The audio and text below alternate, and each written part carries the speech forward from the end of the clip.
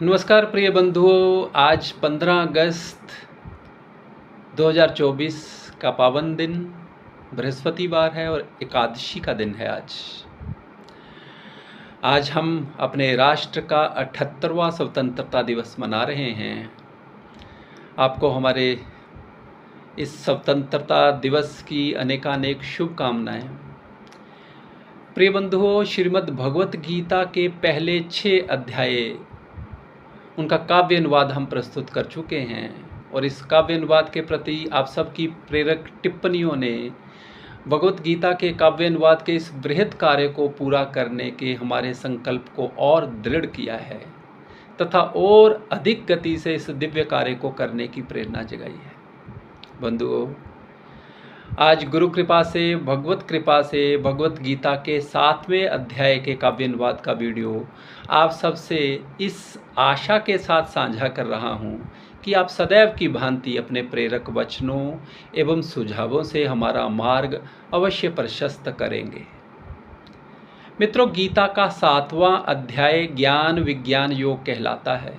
इसमें कुल 30 श्लोक हैं। इस अध्याय के पहले 3 श्लोकों में माधव अर्जुन से कहते हैं कि हे पार्थ, तुम अपना मन मुझ में लगाओ और योग करते हुए मेरी शरण हो जाओ, अर्थात मेरा आश्रय ग्रहण कर लो। अब मैं तुम्हें यह बताता हूँ कि तुम संशय रहित होकर पूरी तरह से मुझे कैसे जान सकते हो। वे कहते हैं, हजारों में से कोई मनुष्य ही लक्ष्य की प्राप्ति हेतु या सिद्धि हेतु यत्न करता है तथा उन साधकों में कोई विरला ही मुझे तत्व से जान सकता है। अब काव्य अनुवाद सुनिए। मुझ में अपने मन को लगाकर योग करो, लो मेरी शरण, संशय रहित हो पूरी तरह से, जान सकोगे मुझको कैसे, अब हे अर्जुन मुझसे सुन। ज्ञान और विज्ञान से अवगत अब मैं तुम्हें कराऊंगा, जिसे जान लेने पे कुछ भी शेष नहीं रह जाएगा। हजारों में से कोई मनुष्य ही सिद्धि हेतु प्रयत्न करता, उन सिद्धों में कोई विरला ही तत्व से मुझको जान है सकता। अगले 4 श्लोकों अर्थात श्लोक संख्या 4 से 7 तक में माधव अर्जुन से कहते हैं कि 5 महाभूत, जिनमें पृथ्वी, जल, अग्नि, वायु और आकाश शामिल हैं, तथा मन, बुद्धि और अहंकार, ये 8 प्रकार की मेरी अपरा प्रकृति है। परंतु हे महाबाहो, अपरा प्रकृति के भी परे मेरी परा प्रकृति है, जिसके कारण मैं जगत को धारण करता हूँ। हे धनंजय, मेरे अतिरिक्त कोई भी इस जगत का परम कारण नहीं है। जैसे धागे में मनियाँ गूंथी रहती है, वैसे ही ये सारा जगत मुझ में गुंथा हुआ है। काव्य अनुवाद कुछ इस प्रकार है। पृथ्वी, जल, अग्नि, वायु, आकाश, मन, बुद्धि और अहंकार, 8 प्रकार की प्रकृति मेरी ये, इसको हे अर्जुन तू जान। अपरा प्रकृति के भी परे मेरी परा प्रकृति को जानो, जीव जगत को जिसके कारण धारण करता मैं महाबाहो। अपरा और पराशक्ति से सब कुछ होता उत्पन्न जानो, सारे जगत की उत्पत्ति और प्रलय का कारण मुझको मानो। मुझसे भिन्न नहीं है कोई परम कारण इस दुनिया का, सूत्र में मनियों के जैसा मुझ में गुथा है विश्व सारा। अगले 5 श्लोकों में अर्थात श्लोक संख्या 8 से 12 तक में माधव अर्जुन से अपनी विभूतियों का वर्णन करते हुए कहते हैं कि हे कौन्तेय, जल की आत्मा मैं हूँ। मैं ही चंद्रमा और सूर्य में प्रकाश रूप में उपस्थित हूँ। सब वेदों में मैं ही प्रणव अर्थात ओंकार नाद हूँ। आकाश में शब्द हूँ और मैं ही पुरुषों में शक्ति अर्थात पौरुष हूँ। अग्नि की आत्मा, अग्नि का तेज मुझसे है और धरती की सुगंध भी मैं हूँ। सब भूतों में उनका जीवन बनकर मैं ही बैठा हूँ तथा तपस्वियों के तप का बल भी मैं ही हूँ। वे कहते हैं कि हे पार्थ, मुझे सब भूतों का अर्थात सभी जीवों, सभी प्राणियों का सनातन बीज तुम जानो। मैं ही प्रज्ञावान की प्रज्ञा हूँ, तेजस्वियों का तेज हूँ। हे भारत, कामनाओं और राग से परे जो बल अथवा शक्ति है वह मेरे ही कारण है, अर्थात वह मुझसे ही जानो, तथा धर्म के अनुकूल जो कामना है, चाहत है, वह भी मेरे कारण है। सतोगुण, रजोगुण एवं तमोगुण के सारे भाव मुझसे ही उत्पन्न होते हैं। ये सारे भाव मेरे भीतर हैं, परंतु मैं इनमें नहीं हूँ। काव्य अनुवाद सुनिए। जल में रस हूँ, चंद्र सूर्य में मैं प्रकाश हूँ, पुरुषों में पौरुष ओंकार नाद हूँ वेदों में, हे कौन्तेय मुझको जानो, मैं शब्दमय आकाश हूँ।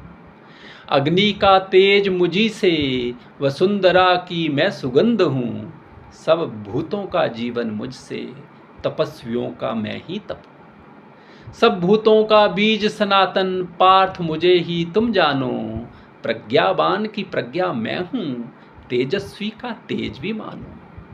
काम राग से रहित जो बल है, वो मुझसे ही भारत जान, धर्म के अनुकूल कामना मुझसे ही है, ऐसा मान।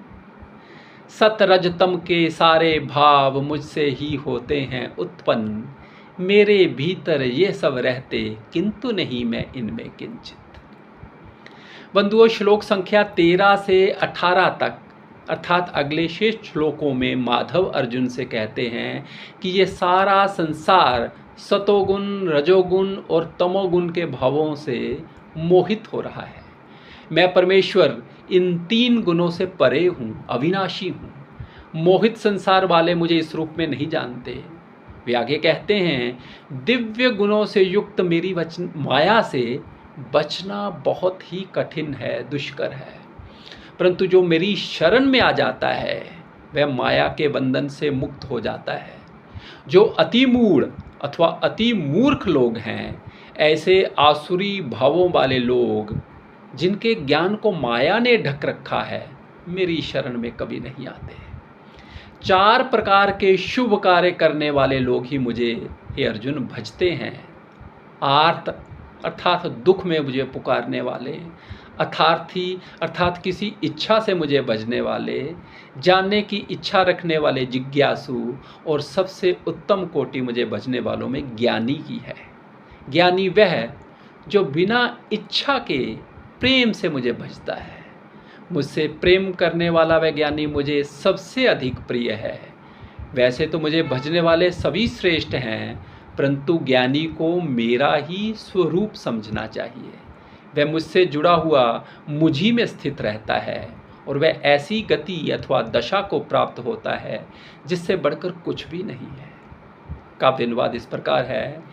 3 गुणों की माया से मोहित सकल संसार है, गुणातीत मुझ अविनाशी का पाया किसने पार है। दिव्य गुणी मेरी माया से बचना बहुत ही दुष्कर है, मेरी शरण में जो आ जाए उसके लिए ये संभव है।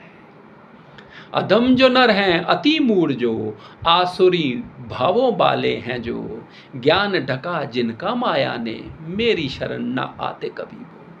4 प्रकार के शुभ कर्मी ही भजते हैं मुझको, हे अर्जुन। आर्त अर्थार्थी, जिज्ञासु और ज्ञानी वो कहलाते भारत। वह ज्ञानी जो एकनिष्ठ हो, दिव्य भाव से सदा युक्त हो, प्रेम मुझी से करता हो, जो मेरे लिए है सर्वप्रिय वो है। श्रेष्ठ सभी भजने वाले, सब रूप मेरा किंतु ज्ञानी, मुझ में स्थित वो युक्त आत्मा, उससे श्रेष्ठ न अन्य गति। प्रिय बंधु, श्लोक संख्या 19 से 24 तक में माधव अर्जुन से कहते हैं कि बहुत जन्मों की साधना के उपरांत जब एक साधक ज्ञान से संपन्न हो जाता है और मुझ वासुदेव को ही समर्पित हो जाता है तथा मुझे ही सब कुछ मानता है, ऐसे ज्ञानी महात्मा बहुत ही विरला, बहुत ही दुर्लभ होता है। वे आगे कहते हैं, पदार्थों की कामना के कारण जिनका ज्ञान दूषित हो गया है, पराजित हो गया है, ऐसे साधक अपनी प्रकृति के वशीभूत होकर कामना पूर्ति हेतु नियमों को धारण कर अन्य देवताओं का पूजन करते हैं, उनकी शरण में चले जाते हैं। जो कोई भक्त पदार्थों की कामना हेतु ईश्वर के जिस किसी रूप विशेष की उपासना करता है, उस भक्त की उस श्रद्धा को, उसी रूप में मैं गोविंद ही स्थापित करता हूँ।